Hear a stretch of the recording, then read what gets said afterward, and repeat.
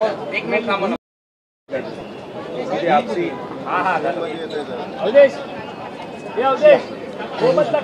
Sir आपण जर बघितलं सर महत्वाचे इकडे सर एक सेकंड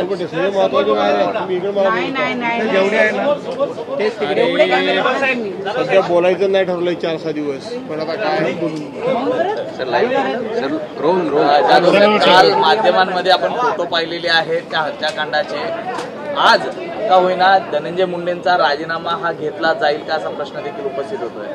असं आहे की सरकार निर्लज्ज आहे, निगरगट्ट आहे, संवेदन शून्य असलेलं सरकार आहे आणि कोणाच्याही जीवापेक्षा स्वतःची सत्ता कशी टिकवायची याच्यामध्ये मशगूल असलेले सरकार आहे.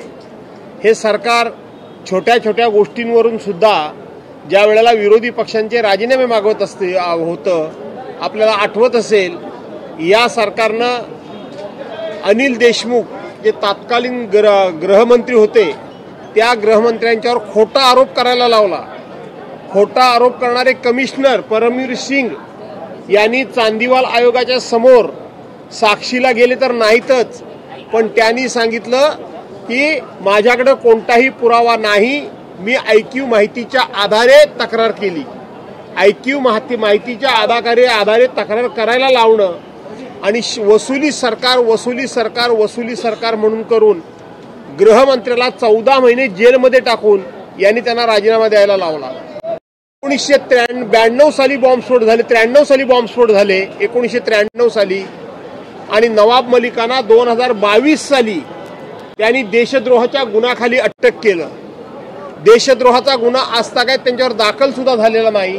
आज त्यांच्या बाजूला बसतायत असे आणि त्यांचा राजीनामा मागण्याकरता आकाश पाताळ एक करणारे लोक, संजय राठोडांचा राजीनामा मागण्याकरता आकाश पाताळ एक करणारे लोक मंत्रिमंडळामध्ये अशा पद्धतीनं एक ज्या मंत्र्यांकडे सातत्यानं 9 डिसेंबर अख्खा महारोष करतोय अशा मंत्र्याचा राजीनामा ते, आणि हा राजीनामा घेण्याकरता म्हणून आज आम्ही आमचा आक्रमक पवित्रा घेणार आहोत. जाधव साहेब, आज राजीनामा मागण्यासाठी सक्षम विरोधी पक्ष लागतो, तो अजूनपर्यंत चेहरा नाही, विरोधी पक्ष नेता नाही, म्हणून कुठेतरी गोष्टी उशिरा होत आहेत का आणि चेहरा आज डिक्लेअर होईल का?